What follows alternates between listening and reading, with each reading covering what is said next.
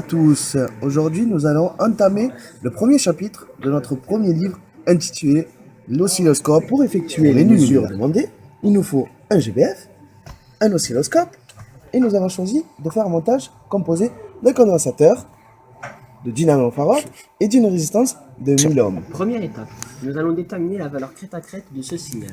Tout d'abord, la valeur crête à crête, c'est la valeur entre la valeur maximale et la valeur minimale. À présent, approchons-nous de l'oscilloscope. Nous avons une base de temps de 0,1 milliseconde par division et 1 volt par division. Nous voyons donc que notre valeur maximale est de 2 volts et que notre valeur minimale est de moins 2 volts. Nous avons donc une valeur crête à crête de 4 volts. Deuxième étape, nous allons déterminer la fréquence de ce signal. Pour calculer cette fréquence, il nous faut d'abord calculer la période du signal. Ici, elle est de 0,2 millisecondes. Une fois qu'on a obtenu la valeur de la période, il nous suffit d'utiliser la formule théorique suivante. F égale 1 sur t.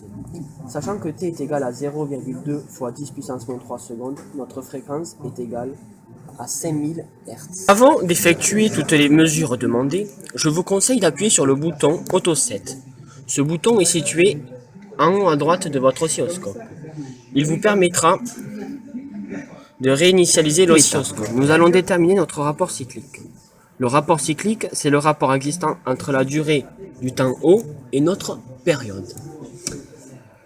Pour calculer ce rapport cyclique, il nous faut utiliser la formule suivante. Le rapport cyclique est égal au temps O, ici 0,1 milliseconde, sur la période, ici 0,2 millisecondes. Ce qui nous fait un résultat égal à 0,5. À savoir, ce rapport doit toujours varier entre 0 et 1. Nous sommes donc OK pour cette mesure. Sachant que le rapport doit être en pourcentage, nous avons donc un rapport de 50%.